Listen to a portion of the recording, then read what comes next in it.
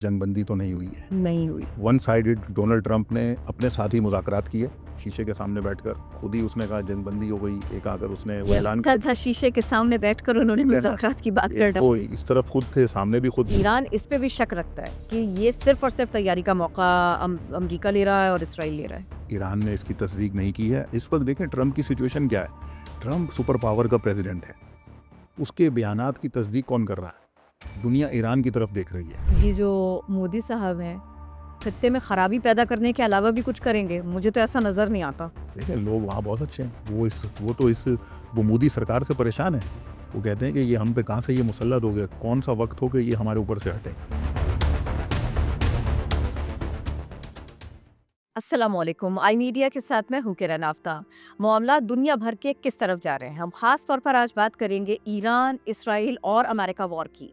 क्या ये वाकई जंग है? क्या ये मामला खित्ते से निकलकर पूरी दुनिया के लिए एक चैलेंज बन गया है? आलमी मईशत कहाँ खड़ी है?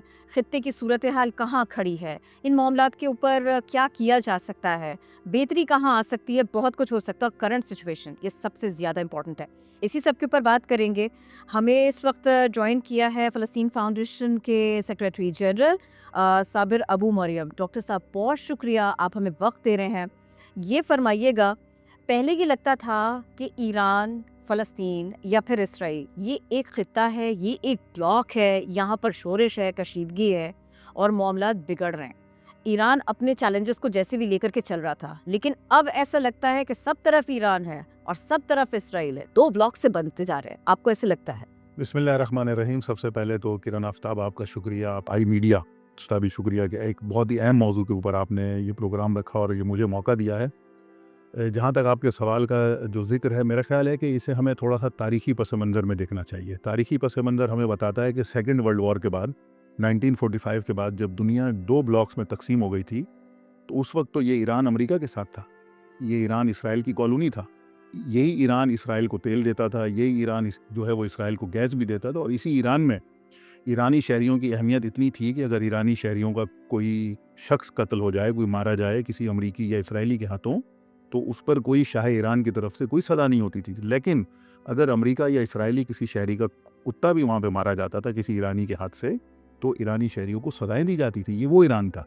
लेकिन 79 के अंदर हमने देखा, जो तारीख़ हमें बता रही है कि 79 में ईरान में एक रेवोल्यूशन आया जो इस्लामिक रेवोल्यूशन के नाम से आया और उसने इस खित्ते की सिचुएशन को तब्दील कर दिया। अच्छा, ये वो ज़माना है, ये जो आपने सवाल किया ना कि फ़लस्तीन और ये सारा आपने इसको मिलाया, ये बहुत अच्छा कि लोगों को जानना चाहिए। 79 तक का ज़माना वो है कि देखें 1948 में फ़लस्तीन पे कब्ज़ा हो चुका है, 1967 की अरब इसराइल वॉर हो चुकी है, सारे अरब शिकस्त खा चुके हैं, इसराइल ने अपनी एक्सपेंशन कर ली है, वो हमारे अल-कुद्स जो हमारा यरूशलेम शहर है, जो पहला जो इस्लामी दारुल हुकूमत है, उस पे कब्ज़ा कर चुका है इसराइल। सेकंड वॉर होती है 1973 में। सही। इसमें भी वो मिस्र अपने हाथ से चला जाता है, वादी सीना, शाम की गोलान हाइट्स चली जाती हैं, लबनान के शिबा फार्म्स चले जाते हैं। यानी अरब पसपाई का शिकार है बुरी तरह। बुरी तरह। जो फ़लस्तीन की आपने बात की है कि फ़लस्तीनियों की उम्मीदें कहाँ पर थी, इन्हीं अरब्स के साथ थी ना, जो इनके हमसाए थे। यानी मैं किसी तकलीफ में हूँ तो मैं अपने हमसाए को बुलाऊंगा, तो हमसाए तो शिकस्त खा गए। इसी तरह 1978 में वो मिस्र कि जिसकी एक तारीख है, जब मैं मिस्र का नाम आपके सामने लूँ तो आपको फ़िरौन भी याद आएगा, हज़रत मूसा भी याद आएंगे, यूसुफ अलैहिस्सलाम भी याद आएंगे। एक तारीखी मुल्क है। हमें हुस्न मुबारक भी आ जाएंगे जो मिस्र को मिस्री कहकर नहीं मुखातिब करते थे, आले फ़िरौन कहकर मुखातिब बिल्कुल करते ऐसी थे। तो ये एक तारीखी एक कंट्री था जिसने 1978 में इसराइल को तस्लीम कर लिया। कैम्प डेविड का मुआहदा हो गया। इसी 1978 में इसराइली फ़ौजें लबनान में दाखिल हो गईं। अब आप देखिए सिनेरियो क्या बन गया। 78 में ग्रेटर इसराइल के जो रास्ते थे वो खुलना शुरू हो गए। लेकिन 79 में क्या हुआ, एक ऐसी जगह कि जो इसराइल की छावनी थी वो उसके हाथ से निकल गई, ईरान। ये जंग का तनाजुर वहाँ पर है। वहाँ से जब जो हज़रत इमाम ख़ुमैनी हैं, जो इस इनकलाब के फाउंडर हैं, उन्होंने जब इस इनकलाब को कामयाब किया तो पहला काम क्या किया उन्होंने ईरान में इसराइली सफारत खाने को बंद किया, फ़लस्तीनी सफारत खाना बनाया, उस पर फ़लस्तीन का झंडा लगाया। एक ऐसे ज़माने में कि जब फ़लस्तीनी परचम सरनगू हो रहा था, सारे अरब शिकस्त खा रहे थे, उसी ज़माने में एक बंदे ने आकर वहाँ ईरान में वो इसराइली झंडा उतार कर उस सफारत खाने पर फ़लस्तीनी झंडा लहरा दिया। सिग्निफिकेंट। ये बहुत बड़ा काम था। बिल्कुल। इसके बाद जो दूसरा काम हुआ, जो स्टेट गेस्ट आया ईरान में, वो कौन था? वो फ़लस्तीन से यासिर अरफ़ात साहब तशरीफ़ लाए। तो यासिर अरफात आकर जब हज़रत इमाम खुमैनी से मिले तो इमाम खुमैनी के साथ उनकी बातचीत हुई। तो यासिर अरफात के अल्फाज हैं, उन्होंने कहा कि इस दौर में कि जब हम डूब रहे हैं आपने हमें खड़ा कर दिया है। तो इमाम खुमैनी ने कहा कि अगर फ़लस्तीनी खड़े हो जाएं तो पूरी दुनिया उनके पीछे खड़ी होगी। अब आप खुद माशाल्लाह एक सीनियर जर्नलिस्ट हैं, आज बताइए कि 7 अक्टूबर 2023 के बाद जब फ़लस्तीनियों ने स्टैंड लिया, आज पूरी दुनिया फ़लस्तीन के साथ है या नहीं है? क्या अमेरिका के अवाम, क्या यूरोप के अवाम, क्या लातीनी अमेरिका के अवाम, अफ्रीका के अवाम, एशिया के अवाम, कौन सा बर्र आज़म है जिसके अवाम आज फ़लस्तीन के साथ नहीं है? सब हैं। तो ये जंग का जो तनाजुर है, जो हकीकत मिलती है, ये इसलिए है कि क्योंकि दुनिया, जो मैंने बात शुरू की थी, 2 ब्लॉक्स में थी। 79 में इस सिनेरियो के अंदर कि जब हर तरफ शिकस्त थी, एक ऐसी सूरत हाल बनी कि जिसमें आपको कामयाबी मिली और एक नया ब्लॉक आपके सामने आया, कोई जिसने क्या नारा लगाया, उन्होंने कहा कि नो ईस्ट नो वेस्ट। क्योंकि आपको याद है, जो पाकिस्तान स्टडीज़ में भी हम ये पढ़ते हैं कि जब पाकिस्तान आज़ाद हुआ तो हमें भी ऑफ़र की गई 1947 में कि या तो अमेरिकन ब्लॉक में आ जाइए या सोवियत यूनियन के साथ चले जाइए, यूएसएसआर। तो हमने 1951 में हम यूएसएसआर के साथ नहीं गए। तो ये वही ज़माना था कि नई जो आज़ाद हो रहे थे लोग, जो कॉलोनियलिज्म से छूट रहे थे लोग, उनको ऑफ़र्स की जाती थी। यही ऑफ़र 1979 में ईरान को भी की गई कि भाई चलो इनकलाब आ गया लेकिन हमारे साथ रहो, या इधर रहो या इधर। तो इस इनकलाब ने कहा कि ना इधर ना इधर, नो ईस्ट नो वेस्ट। अब एक नया निज़ाम जब खड़ा हुआ और नए निज़ाम ने इनको तकलीफ़ पहुँचाई, जो 2 निज़ाम थे वो दुनिया में, तो उन्होंने फिर क्या किया, उनकी बका का मसला बन गया। ये जंग का तनाजुर वहाँ पे हमें मिलता है कि उस वक्त से लेकर अब तक, यानी 47 ईयर्स हो चुके हैं। ये कोई आज की लड़ाई नहीं है, ये फ़लस्तीन का मसला तो आज नहीं है, ये तो 100 साल का मसला है। जिस वक्त बेल्फोर डिक्लेरेशन आया है, जिस वक्त साइक्स-पीको पैक्ट आया है 1916 में, 1917 में बेल्फोर आया है, उसके बाद बरतानवी फ़ौजों ने फर्स्ट वर्ल्ड वॉर के अंदर आके फ़लस्तीन पे कब्ज़ा किया है। ये जो जिसको ये मिडल ईस्ट कहते हैं जी, इसकी तकसीम कैसे हुई है? ये तो इस तरह नहीं था। इसको तकसीम करने वाले भी ब्रिटिश और फ्रेंच हैं, जिन्होंने एक मेज़ के ऊपर, इसी तरह जैसे हम 2 लोग बैठे हुए हैं, एक मैप रखा और पेंसिल की लकीर से उन्होंने इसको बना दिया कि ये आधा तुम्हारा है और आधा हमारा है। कुछ इलाकों पे फ्रांस ने कब्ज़ा कर लिया, कुछ इलाकों पर बरतानिया ने वो कब्ज़ा कर लिया। तो इस हिस्ट्री में हमें जाके देखना पड़ेगा कि ये जो मसला है ये हकीकत में क्या है। यकीनन ये जो जंग है ये सिर्फ ईरान की जंग नहीं है। ईरान एक उस मार्के की जंग इस वक्त लड़ रहा है कि जो फ़लस्तीन से शुरू हुआ है, और ये फ़लस्तीन की लड़ाई है हकीकत में, फ़लस्तीन की आज़ादी की लड़ाई है। और इस लड़ाई को ये नहीं कहा जा सकता कि चंद दिनों में शुरू हुई है। इसके पीछे एक बड़ी प्लानिंग है, इसके पीछे ग्रेटर इसराइल का फ़लसफ़ा है, इसके पीछे न्यू मिडल ईस्ट का फ़लसफ़ा है। यानी अगर आपको याद हो 9/11 के बाद 2001 में कोंडोलीज़ा राइस ने खुलेआम ये कहा था टीवी पर आकर, उसने कहा कि हम एक न्यू मिडल ईस्ट बनाने जा रहे हैं। न्यू मिडल ईस्ट क्या था? अफ़गानिस्तान पे अमेरिका का कब्ज़ा हो गया, 2003 में इराक पे अमेरिका का कब्ज़ा हो गया, 2006 में लबनान में जंग छिड़ गई। यही कोंडोलीज़ा राइस फिर टीवी पर आई 2006 में। इन्होंने कहा कि इस जंग के पेट से एक नया मशरिक़ वस्ता पैदा हो रहा है। वो मशरिक़ वस्ता जिसको वो पिछले 25 साल से बनाना चाहते हैं, उसके रास्ते में रुकावट कौन है? यही ईरान रुकावट है, यही फ़लस्तीनी मुज़ाहमत रुकावट है कि जिसने आज तक इनको उस ग्रेटर इसराइल और उस न्यू मिडल ईस्ट की तरफ नहीं जाने दिया। देखिए ये खित्ता बात मुकम्मल हो गया। जी। कोंडोलीज़ा राइस की स्टेटमेंट हो या हिलरी क्लिंटन की स्टेटमेंट हो अफ़गानिस्तान को लेकर, वहाँ के मामलात को लेकर, अब से जो सिचुएशन है, अब जो सूरत हाल है, अब वो कुछ यूँ बन रही है कि अब स्टेक होल्डर्स बढ़ चुके हैं। अब सिर्फ यूएसएसआर या रशिया नहीं है और अमेरिका नहीं है, दरमियान में एक और कंट्री भी मौजूद है, उनके स्टेक्स भी हैं, दीगर कंट्रीज़ के बड़े ममालिक के स्टेक्स भी हैं। और इस सब के साथ साथ ये भी है कि ईरान आबना हर्म्स के ऊपर, और वो एक अलहदा मामला है, और इसराइल को लेबनान का एक हिस्सा चाहिए। अब जो मौजूदा सिचुएशन है उसमें तो कम से कम ये 2 बातें बिल्कुल वाज़ेह है, ये सबके सामने, इसमें कोई कन्फ्यूजन नहीं है। आपको ऐसे लगता है? देखिए, इसराइल की मैंने पहले भी अर्ज़ किया कि इसराइल ग्रेटर इसराइल बनाना चाहता है, इसमें कोई शक नहीं है।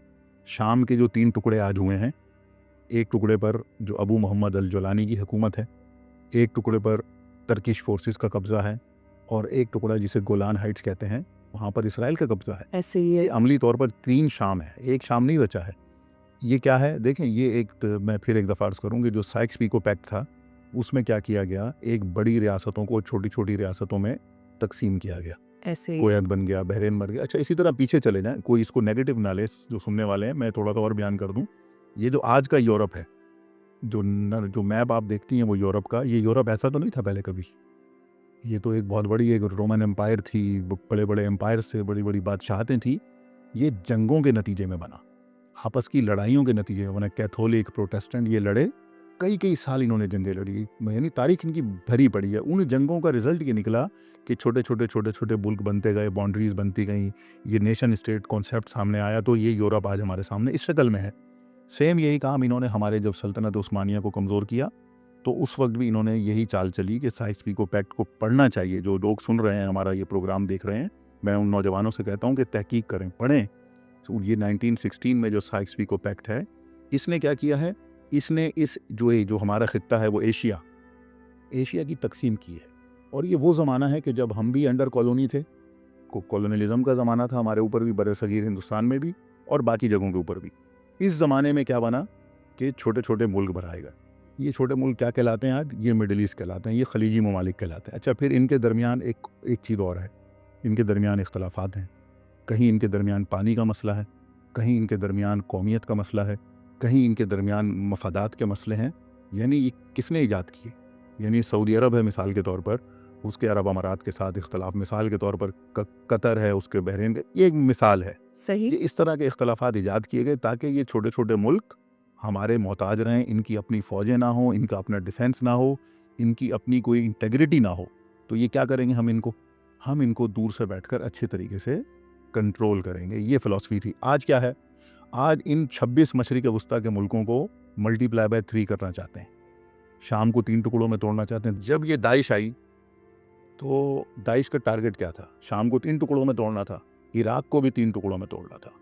आज जो जंग हो रही है इसमें भी ईरान को 5 टुकड़ों में तोड़ना है। 5 5 टुकड़ों में। ये आगे मैं बताऊंगा आपको कि कौन कौन से 5 टुकड़े हैं। फिर आप देखिए ये क्या प्लान है, 26 मल्टीप्लाई बाय 3 करना। यानी जो 26 छोटे छोटे मुल्क हैं इनको कंट्रोल करने के लिए, अब इनमें ये बड़े मुल्क कौन से हैं? आप मुझे खुद जरा सा इस मैप को देखिए। आप हमारे देखने वालों को समझाइए। तुर्की बड़ा मुल्क है, ईरान बड़ा मुल्क है, इराक बड़ा मुल्क है, बिल्कुल ऐसे ही है। शाम था, टूट गया, टूट गया। इनके अलावा मुझे बताइए कौन है? कुवैत कराची से छोटा है, मुत्तहदा अरब अमारात, यूएई, बहरीन, कतर, जितने भी हैं ये सारे छोटे इनफैक्ट छोटे, सऊदिया, ये सब छोटे हैं। बड़े ममालिक सबको, सऊदिया को अगर बड़े ममालिक में लेना है तो बिल्कुल ले सकते हैं। तुर्की, ईरान, इराक के बाद चौथा बड़ा मुल्क अगर कोई हो सकता है वो रकबे के लिहाज से तो सऊदी अरब है, बाकी सब छोटे हैं। अब इन छोटे मुल्कों को तोड़ने के लिए पहले किसको तोड़ना है? बड़ों को। तो जो बड़ों को और जो बॉर्डर के ऊपर जहाँ से उसके मैप का आगाज हो रहा है। अब जब इनको नुकसान होगा, ये डिस्टेबलाइज होंगे, ये टूटेंगे तो छोटे तो खुद ही टूट जाएंगे। फिर अच्छा, मिसाल के तौर पे आज फिर वही मिसाल है, शाम के 3 टुकड़े हैं, क्या तीनों के दरमियान हमआंगी है? ये सबसे बड़ा मसला है। तीनों के दरमियान इख्तलाफ है। तो जब ये 5 ईरान बनेंगे तो पांचों के दरमियान इख्तलाफ होगा। 3 इराक बनेंगे, तीनों के दरमियान इख्तलाफ होगा। एक शिया इराक होगा, एक सुन्नी इराक होगा, एक कुर्द इराक होगा। ये उनका मंसूबा था, फेल हो गया है।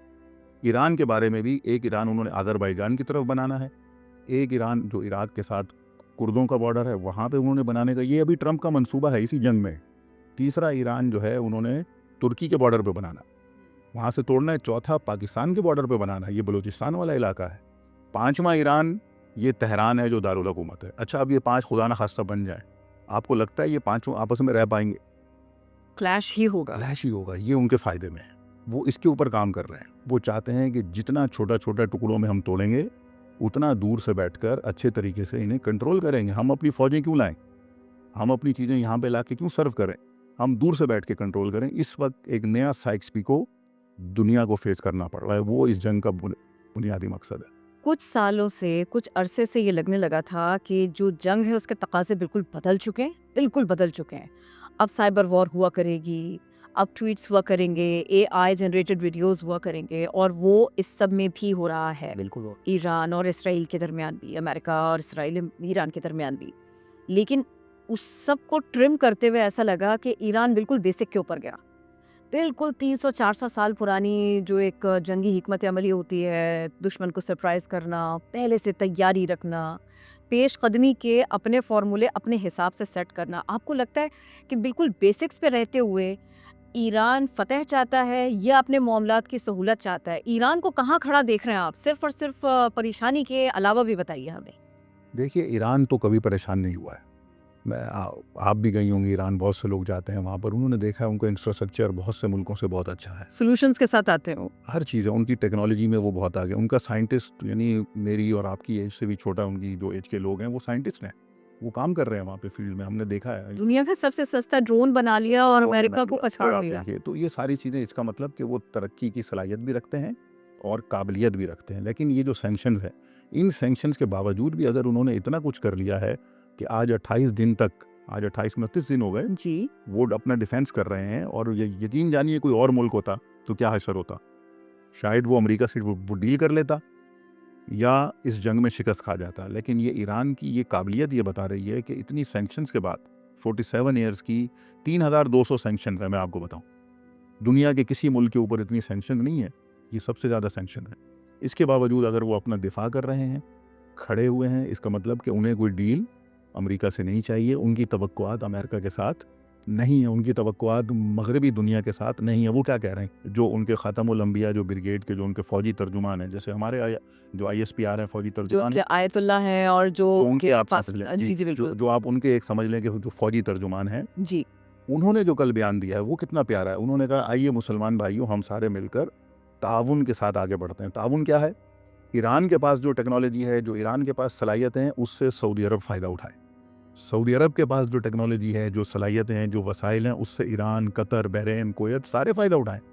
ये अगर सारे आपस में इस लाइन पर आ जाते हैं तो ये सबसे बड़ा सोल्यूशन है, ये नीड ऑफ द आवर है। ये नीड ऑफ द टाइम है। बिल्कुल, अगर ये सारे इकट्ठे हो गए तो इसका मतलब क्या होगा कि फिर इस खित्ते की, एशिया की सबसे बड़ी ताकत कौन है, ये खित्ता होगा, सबको इनके पास आना पड़ेगा। क्यों? देखिए, इनके पास ऑयल के ज़खायर सबसे ज़्यादा इस खित्ते में हैं, गैस के ज़खायर सबसे ज़्यादा इस खित्ते में, और कई मादनियात हैं। यानी जो एशिया है पूरा, जिसमें ये वेस्ट एशिया भी आता है, जिसे ये मिडिल ईस्ट कहते हैं, ये वेस्ट वाले एशिया में ह्यूमन रिसोर्स सबसे ज़्यादा है, ठीक है, दुनिया की आधी से ज़्यादा आबादी एशिया में है, दुनिया के 70% जो वसाइल हैं वो यहाँ पर, वो एशिया में है। यूरोप में क्या है, वो मशीनरी है सिर्फ। पहले यूरोप वो लड़ता रहा, 400 साल तक लड़ता रहा, अब सारी जंगों का रुख उसने कहाँ किया हुआ, एशिया में। क्यों किया हुआ है? ताकि एशिया के वसाइल को अपने लिए इस्तेमाल करें, इनको कमज़ोर करें। तो ईरान का जो आपने सवाल किया, देखिए ईरान भी परेशान नहीं है। पहली बात, अगर परेशान होता तो आप उनकी बॉडी लैंग्वेज देखें, क्या उनका वज़ीर ख़ारजा इस तरह से बात करता? यानी हमसे ज़्यादा मुतमईन है, यानी मैं अपने लिए कह रहा हूँ, वो मुझसे ज़्यादा मुतमईन नज़र आता है। मैं बाज़ दफ़ा परेशान होता हूँ, ये खबरें पढ़ता हूँ, चीज़ें देखता हूँ, ये क्या हो रहा है, खौल जाते हैं, परेशानी होती है। दिल करता है या अल्लाह ये बंद कर, ये नहीं। मैं उनको देखता हूँ, वो तो बड़े मुतमईन है, वो मुस्कुरा रहे हैं, और उनकी बॉडी लैंग्वेज भी नहीं बताती कि कोई इनको परेशानी है। किसी एक शहरी ने नकल मकानी नहीं की कि मेरे घर के ऊपर से मिसाइल जा सकता है, मेरी जान जा सकती है, तो मैं ये शहर छोड़ के चला जाऊं, मैं तेहरान छोड़ जाऊं, मैं दूसरी जगह छोड़ जाऊं। सिर्फ कोई नहीं निकला। देखिए, सिर्फ नकल मकानी ही नहीं की, बल्कि हमारे पास तो ये भी शवाहिद हैं कि मुख्तलिफ पड़ोसी ममालिक में जो ईरानी सिटीजन से वो वापस आए हैं इराक, उन्होंने कहा कि हमारे वतन पे जंग है, हम इस जंग के ज़माने में घर से बाहर नहीं रहेंगे, अपने घर में रहेंगे इधर, ताकि हम ईरान को सपोर्ट करें। ये नेशनलिज्म है। उन्होंने अपने खित्ते के चैलेंजेस को, अपने बॉर्डर्स को, अपने सारे के सारे रिसोर्सेज को, और जितनी भी उनकी सियासी चैलेंजेस थे उस सब को देखते हुए नेशन बिल्डिंग की है। बाकी इस्लामी ममालिक इससे कहीं दूर हैं। हमारे यहाँ रिप्लेसमेंट्स नहीं होते, इंक्लूडिंग पाकिस्तान। हम आगे की सोच नहीं रखते, हम आगे के लोगों के लिए नाम नहीं रखते, हम ओहदों के ऊपर कौन आएगा और मामलात को कौन चलाएगा नहीं सोचते। इनके यहाँ लीडरशिप जो है ना, वो एक आदमी से मंसूब नहीं थी, एक के बाद एक लोग आते चले जा रहे हैं। ये कितना अच्छी चीज़ है, ये कितनी इम्पोर्टेंट चीज़ है जो दीगर मुल्कों में भी होनी चाहिए, इस्लामिक कंट्रीज़ को सोचना चाहिए। बिल्कुल ऐसा ही है कि जो भी कौमें हैं, जो भी रियासतें हैं, वो किसी वो निज़ाम पे चलती हैं। देखिए, मैं आज हूँ, मैं सही। चला जाऊँगा, लेकिन वो निज़ाम रहता है। निज़ाम को मेरे जाने से फ़र्क नहीं पड़ता, और हमने तो अब अपनी आँखों से देख लिया। ईरान ने इतनी- साबित किया है। बिल्कुल, कोई किताबों की वो कहानियाँ या दास्तान नहीं है कि हमने 200 साल पहले ये सुना था। नहीं, अभी हमने अपनी आँखों से देखा है कि ईरान के आयतुल्ला सुप्रीम लीडर आयतुल्ला खामनाई शहीद हो गए अपने घर वालों के साथ। थोड़े दिन के बाद उन्होंने, उनकी जो सुप्रीम कौंसिल है, उन्होंने एक और सुप्रीम लीडर को मुंतखब कर दिया। वो कमान संभाल से वो काम कर रहा है, वो अपनी जंग चल रही है, कोई मिसाइल नहीं रुका, कोई काम नहीं रुका, काम चल रहा है। ये निज़ाम है। अच्छा, ये निज़ाम कैसे बना है? देखिए, दो बातें हैं। हम एक तजियाती जब बात करते हैं, पहली बात है कि आपके और मेरे ऊपर कोई वो मुश्किल आई, हम घबरा गए, हमने मुश्किल के आगे अपने आप को सरेंडर कर दिया, हमने कहा भाई हमसे नहीं हो सकता। ईरानी कौम ने क्या किया, जब उनके ऊपर सैंक्शन आई, जब उनके ऊपर मुश्किलात आई, दबाव आया तो उन्होंने क्या किया, इसको अपॉर्चुनिटी में तब्दील किया। उन्होंने कहा कि हम इसके अंदर अपॉर्चुनिटी क्या है, इस परेशानी के अंदर से क्या नेमत निकल सकती है। उन्होंने कहा अच्छा ये हो सकता है, वो अल्टरनेट पे चले गए और अल्टरनेटिव पे चले गए। करते करते करते इन्हीं सख्त हालात में उन्होंने क्या सीखा कि इसी सख्ती के बाद हमें आगे चलना है। मसलन ये ज़िंदगी का फार्मूला, और फाइट करना है। प्रॉपर फाइट करना है। ज़िंदगी का फार्मूला क्या है, मेरी आपकी हम सब की ज़िंदगी है। हमारी ज़िंदगी में कभी गम आते हैं, कभी खुशियाँ भी आती हैं, कभी हम बहुत ज़्यादा परेशान भी होते हैं, कभी बहुत ज़्यादा रिलैक्स भी होते हैं। ये क्या है कि हम एक रास्ते पे चल रहे हैं, इसमें कभी चढ़ाई आई है, कभी उतराई आ गई है, कभी बहुत ज़्यादा चढ़ाई आ गई है, कभी तूफान आ गया है, सारे के सारे कभी बारिश आ गई है, कभी सैलाब आ गया। तो इसके बीच में से हमें जाना है। जो असल चीज़ है वो क्या है, वो हमें आगे बढ़ना है। तो ईरानी कौम ने ये करके दिखाया। ये करके दिखाया। अब खबरें ये आ रही हैं, पहले तो ये कहा जा रहा था कि फ़ज़ाओं में मार है और पानियों की तरफ जाएँगे, ऐसे दिफ़ा किया जाएगा। फिर अमेरिका की तरफ से ये खबरें भी आने लगीं कि फुट सोल्जर जाएँगे। अब ये सुन रहे हैं स्पेशल ऑप्स हैं। वो जाएँगे, वो कार्रवाई करेंगे, वो वापस आएँगे। उनके अहदाफ़ क्या हो सकते हैं और इससे अमेरिका क्या हासिल करेगा? और इस सारे के सारे सिनेरियो में कि जब अब वो खुद कह रहे हैं कि जी जंगबंदी हो गई है फॉर सर्टेन टाइम, और ईरान इस पे भी शक रखता है कि ये सिर्फ और सिर्फ तैयारी का मौका अमेरिका ले रहा है और इसराइल ले रहा है। देखिए, पहली बात यह है कि हम आपकी आखिरी बात से शुरू करते हैं इस सवाल की, कि पहली बात है जंगबंदी तो नहीं हुई है। नहीं हुई। वन साइडेड डोनाल्ड ट्रंप ने अपने साथ ही मुज़ाकरात किए, शीशे के सामने बैठकर खुद ही उसने कहा जंगबंदी हो गई। एक आकर उसने वो ऐलान था शीशे के सामने बैठकर उन्होंने मुज़ाकरात की बात कर वो इस तरफ खुद थे, सामने भी खुद थे, उन्होंने मुज़ाकरात किए, साइन किए, चलो जी जंगबंदी हो गई। लेकिन हकीकत में क्या हुआ है, जंगबंदी नहीं है। ईरान ने इसकी तस्दीक नहीं की है। इस वक्त देखें ट्रंप की सिचुएशन क्या है। ट्रंप सुपर पावर का प्रेसिडेंट है, उसके बयानात की तस्दीक कौन कर रहा है? दुनिया ईरान की तरफ देख रही है। ट्रंप एक बयान देते हैं, दुनिया ईरान की तरफ आ जाती है, बताओ भाई क्या है। वो ईरान तस्दीक करता है कि सच है कि झूठ है। यानी ट्रंप इतना नीचे आ चुके हैं अपने लेवल से, सुपर पावर, कि उनके बयानात पे दुनिया कोई यकीन नहीं कर रही। मैं ये बात अर्ज करना चाह रहा हूँ। दूसरी बात जो आपने इसमें की थी कि क्या बात थी जो पहले आपने की थी? मैं ये पूछ रही थी आपसे कि उनके स्पेशल ऑप्स हाँ, आए और जी। जी जी देखिए, अगर अमेरिका के पास ये ऑप्शन है कि वो वहाँ पर आके कार्रवाई कर सकता है, कुछ ज़मीनी कार्रवाई करना चाहता है, तो मोस्ट वेलकम ही। वो ईरानियों ने तो उनको कहा है कि आप आ जाइए। देखिए, जो इब्राहिम लिंकन आया था पहले ज़माने में, आपको याद है, आपने सारी हिस्ट्री पढ़ी है माशाल्लाह, आप खुद एक्सपर्ट हैं, कि जब अमरीकी सदर ये कहता था कि हम फ़लाँ मुल्क के लिए बहरी बेड़ा भेज रहे हैं, तो उस मुल्क की हुकूमतें गिर जाती थी। बड़े बड़े सरबराह, वुज़रा, फ़ौजी सरबराह इस्तीफ़ा दे देते थे, घबराते थे। आज अब्राहम लिंकन 11,000 किलोमीटर समंदर में दूर चला गया। आया क्यों था अब्राहम लिंकन? बहरी बेड़ा ईरान पर कब्जा करने, ईरान को शिकस्त देने, ईरान को डराने। उन्होंने क्या किया?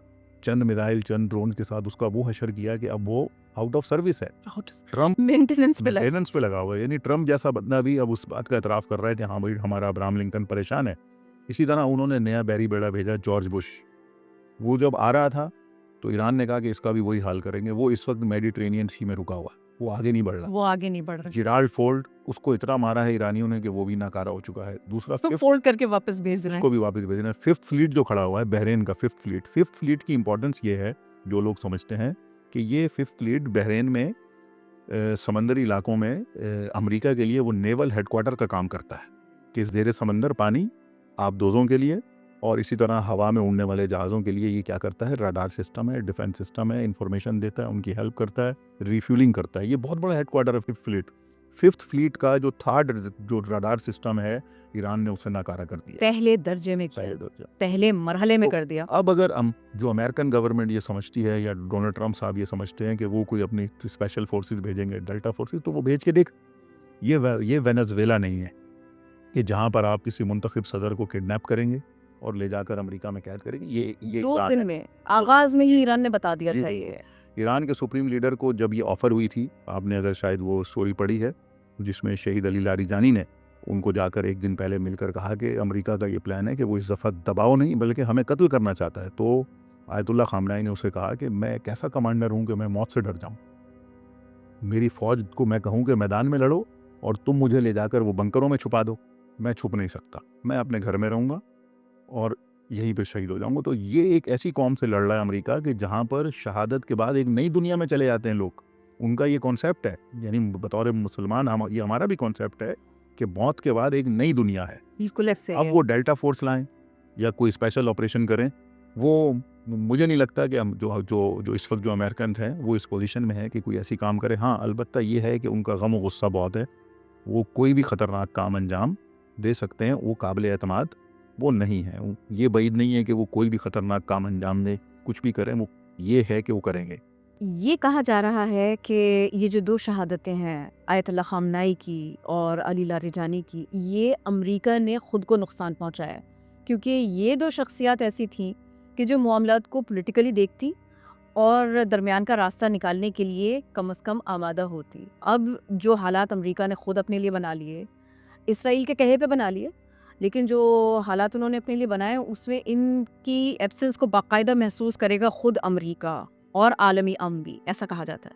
ये बात ये दुरुस्त है कि देखिए जो शहीद आयतुल्लाह ख़ामनाई साहब हैं, जिन्हें इन्होंने कत्ल किया, अमरीकियों ने शहीद किया है, वो एक बहुत ही बातजुर्बेकार और बहुत बड़ी इस वक्त आलम इस्लाम की बड़ी रहनुमाई कर रहे थे। यानी उन्हें शहीद करके इन्होंने एक ऐसी जंग को उभार दिया है कि जो ना रुकने वाली है, कि अब वो थम नहीं रही है और थमेगी भी नहीं है। मुझे नहीं लगता कि ये जंग उस वक्त तक नहीं थमेगी जब तक अमेरिका से कोई बड़ा इंतकाम ईरान ना ले ले। बड़ा इंतकाम क्या हो सकता है? वो ये हो सकता है, जो उन्होंने कहा भी है, कि खलीज के इलाकों से, इस पूरे खित्ते से, यानी वेस्ट एशिया से अमेरिका के फ़ौजी अड्डे ख़त्म हो जाएं। ये सबसे बड़ा इंतकाम हो सकता है। अगर ये होता है तो ईरान की कामयाबी है। जहाँ तक ये ताल्लुक़ है कि वो कोई मेडिएशन करते या कोई सॉफ्ट कॉर्नर नहीं, आयतुल्लाह ख़ामनाई उनकी अगर ज़िंदगी के बारे में हम अगर मुताला करें तो उन्होंने 8 साला जंग खुद मैदान में लड़ी है। जो इराक़ के ज़रिए जब ईरान पर आई थी, जिसमें सोवियत यूनियन इराक़ का साथ दे रही थी, अमेरिका इराक़ के साथ था, इसराइल इराक़, ये सारे मिलकर ईरान के 40 मुल्क थे उस वक्त एक तरफ ही, और ये ईरान और अकेला था। तक़लीद की जाती थी जी कि फॉलोइंग थी। फॉलोइंग थी। उस वक्त आयतुल्लाह ख़ामनाई एक मुजाहिद के तौर पर मैदान में थे, उन्होंने जंग लड़ी है। वो इस बात को समझते हैं कि अमेरिका काबिल एतमाद नहीं है, अमेरिका के साथ दोस्ती करके ईरान के मसाइल और मुश्किलात हल नहीं। क्योंकि देखिए, ये उन्हीं की तकरीरें हैं। उन्होंने कहा कि अगर आज अमेरिका के पास, अमेरिका को हम कहें कि ठीक है, हम ये न्यूक्लियर एनर्जी आपको दे देते हैं, ठीक है, ये ख़त्म कर लेते हैं, कल को अमेरिका कहेगा अब आप तेल भी हमें दे दीजिए, फिर आप तेल उसको दे दें। और उनका विजन गलत साबित नहीं हुआ, नहीं हुआ, बात बिल्कुल। वही तो निकली आखिर। यही विजन है, बिल्कुल वही बात है कि आज अगर आप अमेरिका की एक बात मानेंगे, कल वो आपसे एक और मनवाएगा, परसों आपसे और मनवाएगा। हम जैसे और ममालिक इस भी, सिचुएशन में भी इस सिचुएशन में हम जैसे ममालिक भी, पाकिस्तान जैसे ममालिक और दीगर ममालिक इसी तरह की मुश्किलात को फेस कर रहे हैं आज तक। ऐसा नहीं कि हम जो गए थे 1950s में अमेरिकन ब्लॉक में, मुमकिन है उस वक्त ये फैसला ठीक हो, जो उस वक्त के सियासतदान थे, जो रहनुमा थे, उन्होंने कुछ देखकर फैसला किया होगा, लेकिन उसके बाद आज तक आप बताइए कि आज तक हमसे अमेरिका क्या कहता रहता है? Do more. Why we do more? क्यों? ये मुशर्रफ साहब के ज़माने में तो ये टर्मिनोलॉजी बहुत ज़्यादा ये मशहूर थी। बिल्कुल मुश्किल। क्या अमेरिका हर वक्त कहता था डू मोर डू मोर, तो मुशर्रफ साहब कहते थे बस भाई। यानी ये अमेरिका की नेचर है कि जब आप उसको उंगली पकड़वाएंगे वो हाथ पकड़ लेगा, जब हाथ पकड़वाएंगे वो पूरी बाजू आपसे लेगा, पूरे जिस्म पे कब्जा करेगा। तो आप कैसे, ये आयतुल्लाह ख़ामनाई का फ़लसफ़ा था। तो उन्होंने कभी इनके साथ कोई बातचीत नहीं करनी थी, कभी सॉफ्ट कॉर्नर नहीं रखना था। और अली लारिजानी भी वो उन्हीं के फॉलोवर्स थे, वो उसी लाइन पर थे जिस लाइन पर हज़रत आयतुल्लाह ख़ामनाई साहब थे। तो ये एक मिसकॉन्सेप्ट हो सकता है कि वो शायद कोई सॉफ्ट कॉर्नर रखते। सॉफ्ट कॉर्नर वो नहीं। हाँ, वो रखते हैं कि जो ईरान का मफाद है। देखिए, हम पाकिस्तानी हैं, हमारे नज़दीक क्या है? पाकिस्तान का मफाद है पहले। सही। हम भी हर जगह कोई जंग होगी, कोई भी मामला होगा, हम पहले क्या कहेंगे? भाई हमारा मफाद कहाँ पर है? पाकिस्तान को किधर फ़ायदा है? इसी तरह वो ईरान है, तो उन्होंने कभी अमेरिका के साथ ये नहीं करना है कि अमेरिका को अपनी चीज़ें दे दें और फिर अपने हाथ पैर कटवा लें। जब से फील्ड मार्शल सैयद आसिम मुनीर उन्होंने जब से मनसब संभाला है, एक के बाद एक जंग की ही सी सूरत हाल है और फतूहात तो मिल रही हैं, ये तो हमने देखा। मैं पाकिस्तान और जी, इंडिया के दरमियान जो हमारा बहुत मौका रहा, कोई शक नहीं। हक पर कामयाबी मिली, अल्लाह का शुक्र सदियों याद रखें हम इसे। लेकिन इस सब के साथ साथ अमन की काविशें, अमन की कोशिशें, और फिर आपकी खुद फील्ड मार्शल साहब से मुलाकात हुई, तो वो क्या मौका था, उनका बॉडी लैंग्वेज कैसा था, कितने कॉन्फिडेंट लगे, और फिर इन मसाइल से निकलने में कितनी ज़्यादा उनकी मुआवनत है, वो भी हमारे देखने वालों को बताइए।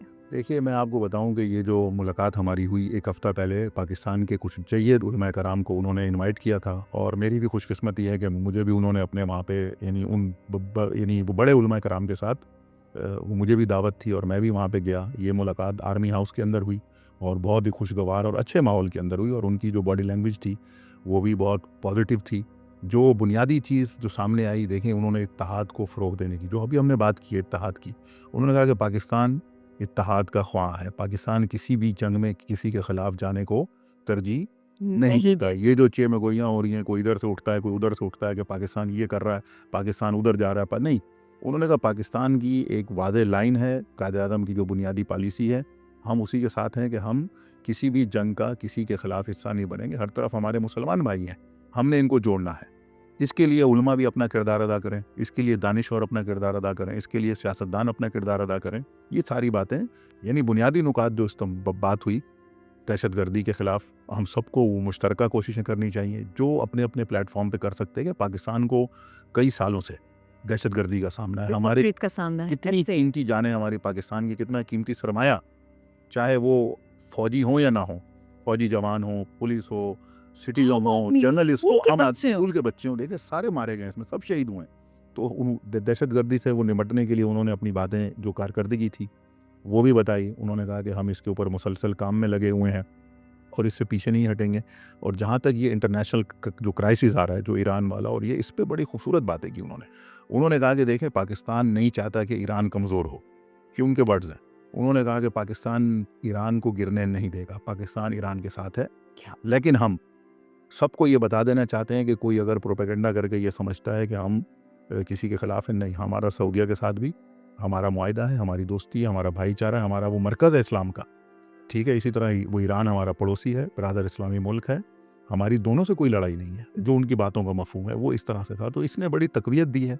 इससे बड़ी एक समझ लें कि वो मिलता है कि हमें लगता है कि जो पाकिस्तान है वो यकीन, और इसके साथ साथ उन्होंने कहा कि हमारी बातचीत हो रही है, रोज़ाना की बुनियाद पे हम डिप्लोमेसी कर रहे हैं, बात कर रहे हैं, खित्ता एक आग में जल रहा है और हम पुल सिरात पे खड़े हैं। और ये हकीकत है कि पाकिस्तान का इस वक्त किरदार एक पुल सिरात के ऊपर है।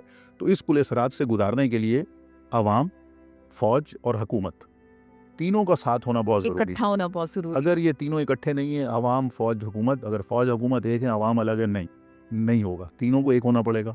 फिर हम इस पुल सिरात से ख़ुद भी गुजरेंगे, ईरान को भी गुजारेंगे, फ़लस्तीन को भी निकाल लेंगे, लबनान को भी बचा, फिर हम इस पोजीशन में आ जाएंगे कि हम सबको अपनी अपनी जगह पे हिमायत भी कर सकेंगे और उनकी सपोर्ट भी कर सकेंगे। ये बहुत ज़रूरी है।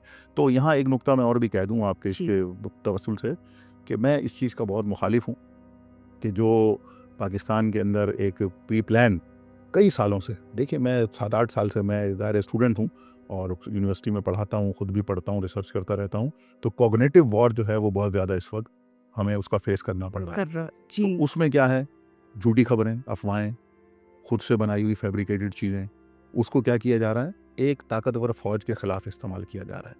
हमारे पास कई एक्सपीरियंसेस हैं, कई तजुर्बात हैं कि जिन ममालिक को तबाह किया गया, पहले उनकी फ़ौजों पे इसी तरह के हमले किए गए, उनके मोराल को डाउन किया गया, अवाम में उनका एतमाद ख़त्म किया गया। उसके बाद फिर उन पे जब हमला किया तो वो फ़ौज अंदर से कमज़ोर हो चुकी थी। वो फ़ौज किसके लिए लड़ती, वो आवाम जो उसको गालियाँ देती थी, वो आवाम जो उससे जो है ना वो हर वक्त उसके ऊपर नफ़रत करती थी। तो ये शाम में हमने यही देखा, शाम की फ़ौज ऐसी चली गई थी, इराक़ में ऐसा हुआ और कई मुल्कों की, वो लीबिया में ऐसा हुआ। जब आप अपने ही घर में अपनी फ़ौज को इस तरह करेंगे, एक वो इदारा है जो फ्रंट लाइन पे जो दिफा कर रहा है, अगर उसको इस तरह से कमज़ोर कोई करेगा तो फिर मोरल खराब होना वो नुकसान होगा। तो नौजवानों से मेरी ये गुजारिश है, जो स्टूडेंट्स हैं, जो बच्चे हैं, जो भी आजकल 17 साल में हैं, 20 साल की, 25 साल की उम्रों में हैं, प्लीज़ खुदारा आप सोच समझ कर सोशल मीडिया का इस्तेमाल करें, ये काम ना करें। इस तरह की चीज़ें ना करें कि आप अपनी एक दो लाइनें वो आप जो है ना वो लिखते हैं, लेकिन उसके असरात बहुत ज़्यादा हैं। नेगेटिविटी फैलती है, नेगेटिविटी ना फैलाएं। ये फरमाइएगा, मारिका हक के बाद पाकिस्तान तन्हा है और इन्फ्लुएंस रखता है, और तन्हा मैं बात कर रही हूँ लीडरशिप की, खित्ते के सबसे पावरफुल मुल्क होने की हैसियत की। ये पाकिस्तान के बाद पास में है इस वक्त। तो और ये इस तरह से अगर ईरान और अमेरिका मामला तय पाए, किसी सूरत हो पाए और पाकिस्तान अपना कैरेक्टर प्ले कर पाए, किरदार अपना अदा कर पाए सब में, तो फिर ये भी एक ऐसी कामयाबी होगी कि जिसमें अब तो पाकिस्तान को वैसे भी माना जा रहा है, लेकिन वो एक सनद की हैसियत रखे। बहुत बड़ी कामयाबी होगी। मैंने पहले भी अर्ज़ किया कि अगर खुदा करे ये हो, यहाँ पर हो, हमारे पास हो और हम जंग रुकवाने वाले बन जाए, हम अपने मजलूम भाइयों का साथ देने वाले नंबर 1 पे खड़े हों, ये हो जाए। लेकिन और ये बात सही है कि अगर ये हो गया तो ये एक ही जिसको कहना चाहिए मार्का हक से भी ये बड़ी कामयाबी है। हमारा ये दुश्मन जो है हिंदुस्तान, ये वैसे ही मर जाएगा, क्योंकि ये बर्दाश्त ही नहीं कर पा रहा, अभी नहीं बर्दाश्त कर पा रहा। सहा नहीं जा रहा हूँ। जी, उनका सोशल मीडिया अगर आप देखें तो वो अभी से उन्होंने उल्टी सीधी बातें बकवास करना शुरू कर दी है क्योंकि उनको मौका चाहिए कि कब उनको मौका मिले वो पाकिस्तान के ऊपर जो है ना अपना वो जो उनके अंदर एक फ्रस्ट्रेशन है, इंडियन जो गवर्नमेंट है वो निकालना शुरू कर देती है, तो उनको तो मौका चाहिए। तो इंशाल्लाह एक उम्मीद अच्छी है, जो फाइनेंशियल टाइम्स की भी रिपोर्ट है और भी चीज़ें हैं, उसको देखकर ये लगता है कि चीज़ें इंशाल्लाह खुदा करेगा कि आइंदा वो दिनों में कुछ अच्छी की तरफ जाएं और पाकिस्तान इसमें वो निखर कर एक नई उसके साथ एक मर्तबा फिर एक बड़ी इसके साथ सामने आएगा और पहले से ज़्यादा कॉन्फिडेंस मिलेगा, इंशाल्लाह। पहले से ज़्यादा इज्जत मिलेगी इंशाल्लाह। तो ये एक अच्छा काम होगा।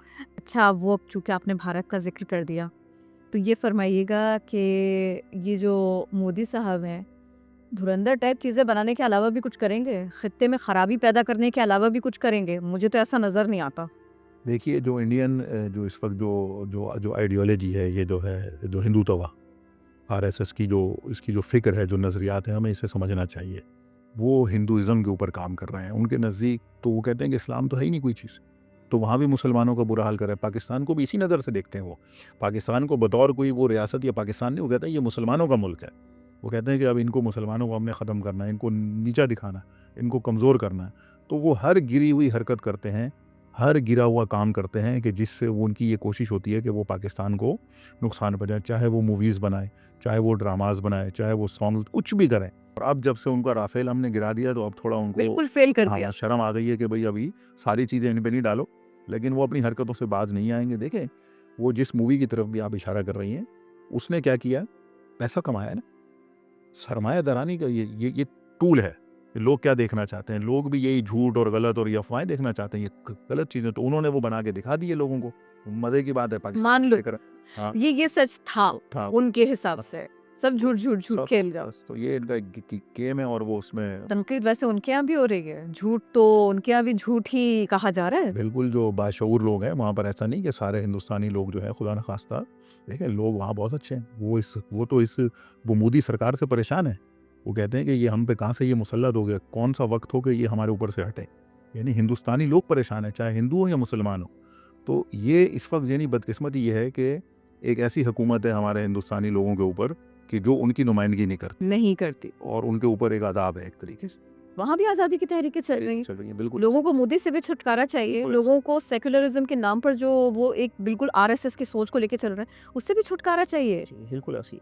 लोग नहीं चाहते इस तरह की ज़िंदगी वहाँ भी। बिल्कुल ऐसे ही।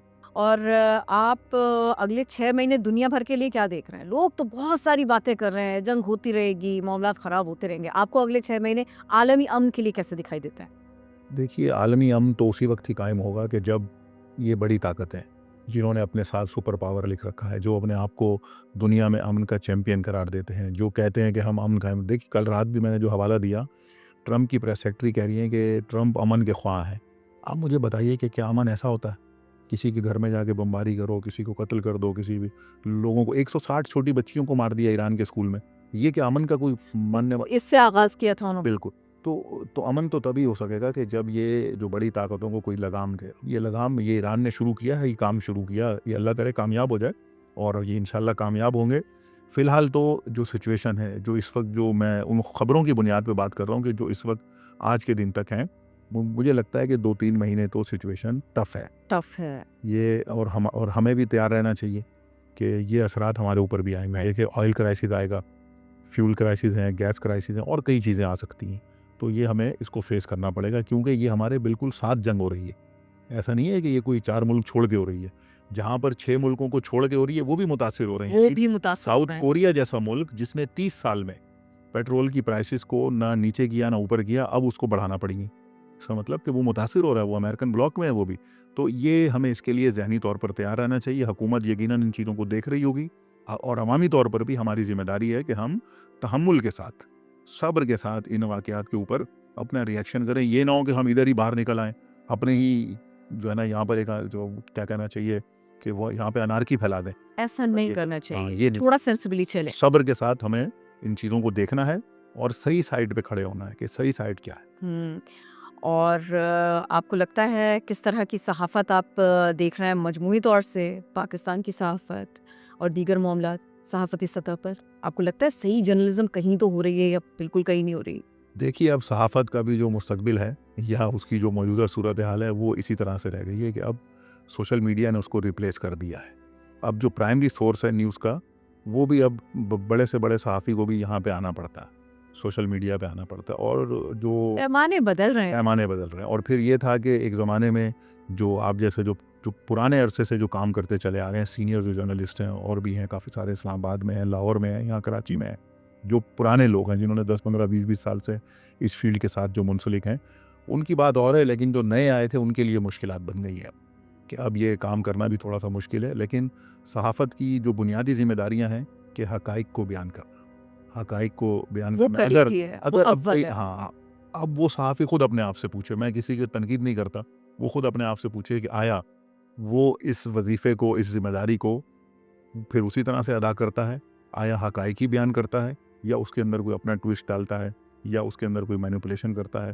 तो अगर कोई भी अपने शोबे से, अपने काम से थोड़ी-सी भी अगर ख़यानत करता है, तो इसका मतलब कि वो काम फिर खालिस नहीं रहता, वो गलत काम नहीं फिर ठीक नहीं रहता। रहता। तो ये खुद हम अपने बारे में सोचें कि मैं इससे पहले किसी सहाफ़त पे कमेंट करूँ, बहुत से मेरे सहाफ़ी दोस्त हैं वो नाराज़ होकर मुझसे, तो एक फ़ॉर्मूला है हमारे पास। बहुत शुक्रिया डॉक्टर साहब आपकी आमद का। खित्ते की ताज़ा सूरत हाल क्या है, पाकिस्तान का किरदार क्या है, डॉक्टर साहब से हमने समझने की कोशिश की कि जंग के तकाज़े बदले भी गए तो किस कदर, मीडिया क्या काम कर रहा है, और ईरान के मामले पर हमारी यानी आई मीडिया की गहरी नज़र है। हम खबरें आपको देंगे, हम इसी तरह के मेहमानों को दावत देंगे और उनसे पूछेंगे वो सवाल जो आपके दिल में है, वो सवाल जो हमारे जहन में। अपना फीडबैक ज़रूर दीजिएगा। बेहद शुक्रिया।